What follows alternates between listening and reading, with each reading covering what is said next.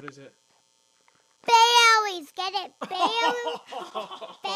Berries. Oh, very nice. Very nice. My turn. Okay, what's yours? What do cats like for snacks? What is it? Ice cream.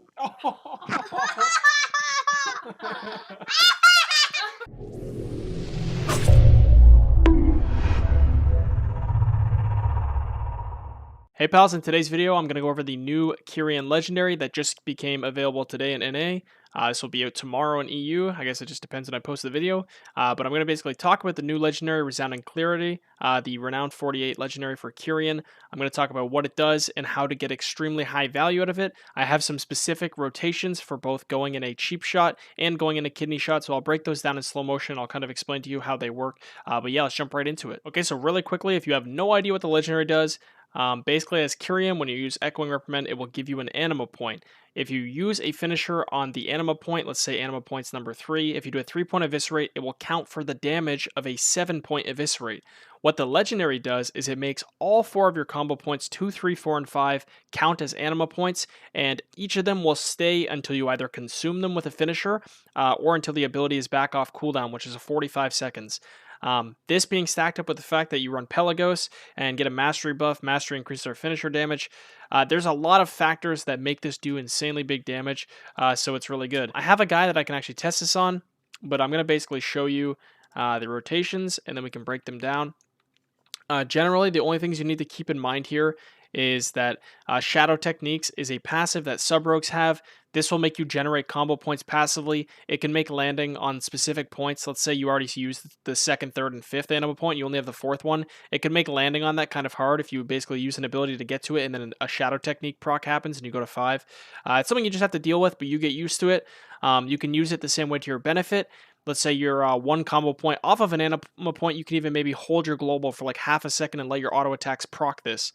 This is actually on a timer. This happens every 4th or 5th auto attack, so it's very fast to actually generate combo points just by auto attacking sometimes. So anyways, I will basically show you guys the cheap shot rotation. If you do want to do the absolute max amount of damage, you can use Shadow Blades, so I will do the rotation with that. What I would recommend is basically spacing out your Echoing Reprimand and your Shadow Blades. Shadow Blades is an ability that lets us generate a lot of combo points, and when you're playing with Echoing Reprimand in the new Legendary, your damage isn't really based off of having a lot of combo points, it's about landing on specific ones. So these two cooldowns don't really work together perfectly, but you can actually do a little trick with Blades if you use it delayed to get bonus combo points and land where you need to for more anima charge finishers. Okay, so the cheap shot opener is going to be a cheap shot into this macro, which is Symbols of Death, Shadow Dance, and my PvP badge. Then I will use Echoing Reprimand right away. This will put me on 3 combo points, and if I get a proc from Shadow Techniques, it'll do it 4. So this is guaranteed either the 3rd or 4th combo point that I will eviscerate. Then I will instantly use Mark for Death Eviscerate and get the 5th one. As soon as I do that, you'll have to restun. So if you pop Shadow Blades right here and do a cheap shot, it'll put you right back to 2 combo points. Then you can do another 7-point finisher, another eviscerate, and then you can do a 3rd cheap shot to kind of finish them off. This will be kind of overkill. Like I said, I really don't recommend stacking Shadow Blades with it, but if you do want to maximize, this is what you can do. So I'll go ahead and show you. So cheap shot macro ER, eviscerate, Mark for Death eviscerate, and then going to Shadow Blades, cheap shot, and eviscerate again. As you can see, already really overkill. This is like a fully geared rep pally I just found dueling. I guess like full 220, so full-ish geared for most people. Like I said, spacing these out will help a lot, but yeah, I'll go ahead and I'll break that down in slow motion, and then I will show you guys kind of how to go in a kidney shot with the most amount of damage. Okay guys, for the cheap shot go, you're going to cheap shot into your burst macro, Echoing Reprimand, eviscerate, instantly follow that with a Mark for Death eviscerate into a cheap shot. Now you can either Shadow Strike or eviscerate, depending if you land on an anima point, into the last cheap shot, and then you can kind of just finish up with eviscerates. Okay, so things to consider when going in a kidney shot. If you're playing this talent, Premeditation, you need to pay attention to if you have Slice and Dice up. You'll have a chance to generate more combo points, so this can help you out. But the kidney shot is a lot less scripted. You don't really have the same ability to have such a consistent rotation to land on each points, but you have a lot more time in a kidney to manage your points. So the only time I would ever do a kidney shot is I would save Mark for Death and I would pre-build it up. So make sure you have 5 combo points. And you're basically going to do the exact same thing at the very start. So it's going to be a kidney shot. You're going to pop the same macro into an Echoing Reprimand Eviscerate, Mark for Death Eviscerate. But then after this, you're basically trying to snipe whatever points are left over with Shadow Strikes to land on those 7-point Eviscerates.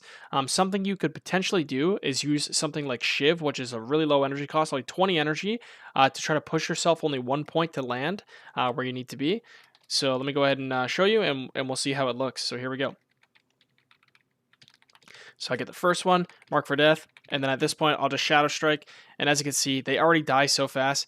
But what I would have done there is probably just Shadow Strike again to get the 4, or waited 1 second for my Shadow Technique to proc me onto the 3rd one, or I could just use Shiv to get me to the 3rd one, and then if I get a proc, it can put me on the 4th, so it's very safe and reliable. For the Kidney Shot, you're going to start with full combo points. You're going to Kidney into your macro, Echoing Reprimand into an Eviscerate, follow that with a Mark for Death Eviscerate, and then from this point, you're really just using Shadow Strike and or Shiv to try to land on the remaining animal points without leaving gaps in your stun.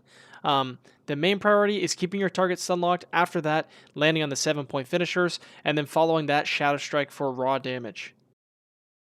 One last thing I want to talk about is basically how these rotations can be modified depending if you're fighting versus an orc. So as you may know, orcs actually have a 20% stun reduction permanently, and this is something that's very, very, very important to know as a sub-rogue because you're all about your stuns. So the main thing to know with the stun reduction is you have 1 less global that you can squeeze in each of these rotations.